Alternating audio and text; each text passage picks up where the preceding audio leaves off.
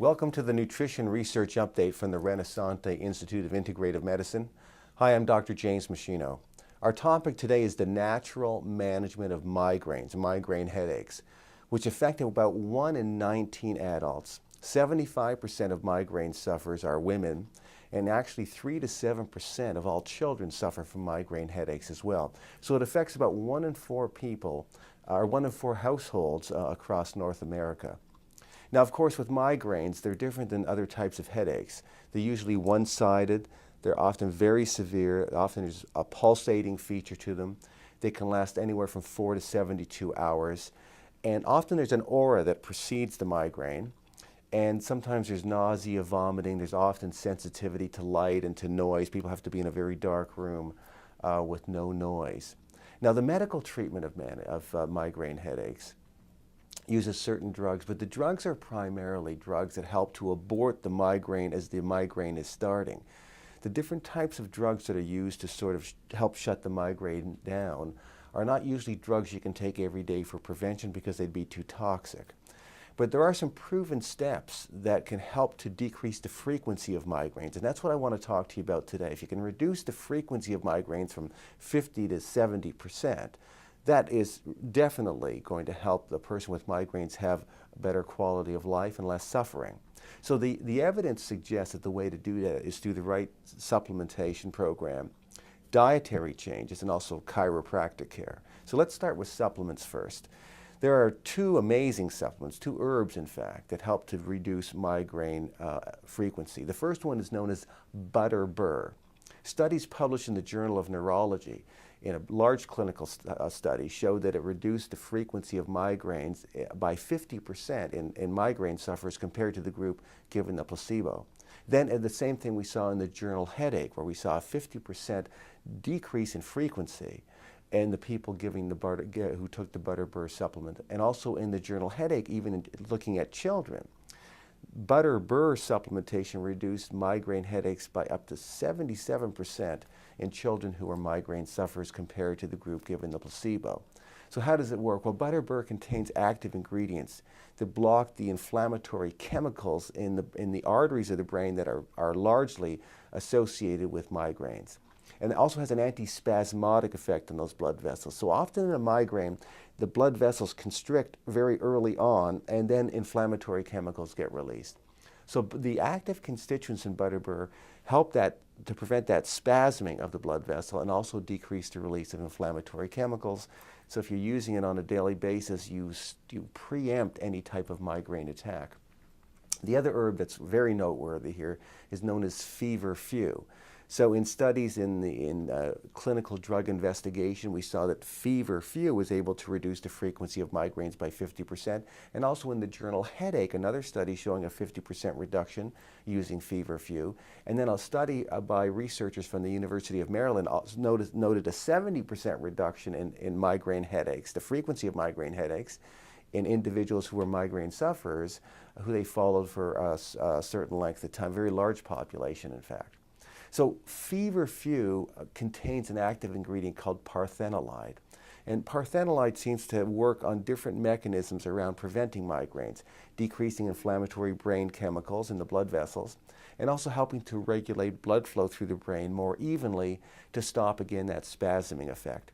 So the best recommendation I can give you is that if you're a migraine sufferer, I believe it's in your best interest to take a supplement that contains both butterbur and Feverfew together. You're going to get really a nice synergistic effect. But you need to make sure you're getting the right dose and the right standardized grade. So in the capsule, the butterbur should be 75 milligrams, standardized to 15% sesquiterpenes, which are the active constituents. And then Feverfew should be 325 milligrams, standardized to a minimum of 0.7% parthenolide. Those are the active ingredients that get the job done, and those are the dosages that work if you'll take 1 capsule twice a day. There are other supplements that have been shown to be helpful for migraine sufferers to prevent them. Taking additional magnesium, 300 to 600 milligrams a day, some studies show reduces the frequency of migraines, and I think it's best to get that magnesium from a high-potency multivitamin that also has a B50 complex, because certain B vitamins are linked to a reduction in migraine headaches as well. Magnesium relaxes blood vessels, so there's less chance of vasoconstriction or that spasming happening, which is often the first event in a migraine. There's also a supplement known as 5-HTP, or 5-hydroxytryptophan. Many migraines, a certain class of migraine drugs actually works by stimulating the 5-HTP receptors on the blood vessels in the brain. And when you stimulate those receptors, you help to stop certain inflammatory chemicals being released and blood vessel spasming. So by taking 5-HTP, which is a natural supplement, you're stimulating those 5-HTP receptors in the brain, decreasing vasoconstriction or the spasming, and blocking the release of inflammatory chemicals known as these certain neuropeptides, as they're called. So the dosage for 5-HTP would be 200 to 600 milligrams per day. Several studies have shown that that's valuable. For children using 5-HTP, the dose would be lower, be 20 milligrams for every 10 pounds that they weigh. Now, 5-HTP can also make you very drowsy because it gets converted into serotonin and some into melatonin. So you have to be careful with high doses of 5-HTP. Another supplement, though, are the essential fatty acids. A lot of people take essential oil supplements, and it helps with migraines because it helps the body make prostaglandin series 1 and series 3, which stops vasoconstriction and inflammatory chemicals from being released in the brain. So to me, if you're going to use essential fatty acid supplementation, and you should for a variety of reasons, but if you're a migraine sufferer, it will help as well. But it should be the combination of flaxseed with fish and borage seed oil. So flaxseed oil with borage seed oil with fish oil in one capsule, 400 milligrams each of those oils. If you're taking 3 to 6 capsules a day, it should help to decrease those inflammatory chemicals. And as I alluded to earlier, B vitamins some studies have shown they reduce the frequency of migraine. Riboflavin, vitamin B6, they've been shown to be useful. Why? They affect nerve function, they improve brain blood flow, they decrease a chemical called homocysteine, which is related to damage to blood vessels in the brain.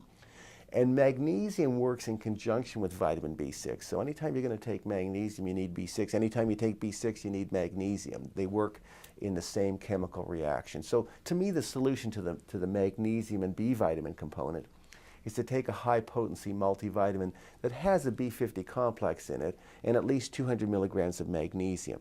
Then if you need more magnesium, you can add it beyond that level. So that's the supplementation side.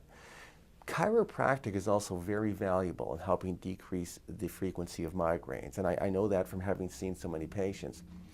A lot of pressure up here and behind the neck in what's known as the suboccipital triangle. Any nerve entrapment in there can produce tension headaches and aggravate any type of headache. And so the chiropractors can find those disturbances and mechanical faults and nerve pressure situations and reduce the pressure on those nerves because they contribute to headaches. Also, some light tractioning can release pressure on that nerve entrapment. Soft tissue work is also very helpful to break up the trigger points and release some of the adhesions and contractures that can amplify any type of headache, including migraine headache. And then if a chiropractor was using acupuncture, some studies using acupuncture have shown it improves nerve function, improves blood flow to the brain, and so that can be a nice adjunct to chiropractic care. And chiropractors can also teach you progressive relaxation so that your own internal chemistry, you can keep it at a calmer level, not secreting some of the hormones that can trigger stress-related migraines. Some other considerations. Some food allergies can produce migraines. Some environmental sensitivities can trigger migraines. Leaky gut syndrome, where you don't digest food completely and certain things escape into the bloodstream and produce immune inflammatory reactions, upset the nervous system. They can also produce migraines. So I would suggest if you're a migraine sufferer, one of the other things you do is you see an allergist, get tested for any allergies that you have that may be triggering the migraines as well. Find a holistic practitioner that can look for environmental sensitivities or leaky gut syndrome. They may also be a factor, and then you alter your diet accordingly. So what I suggest you do after you watch this video is you see the diet and supplementation protocol for migraine prevention that I have listed in the recommendations below this video. If you're a migraine sufferer, I hope you found this information to be helpful. And if you know someone who has migraines, I would hope that you would forward this video to them so they can get a more comprehensive look at what migraine management should look like, and what the supplementation and lifestyle factors and dietary factors should be, as well as chiropractic care in preventing migraines and helping to deal with them more effectively. So once again, thanks so much for watching, and I'll see you next time.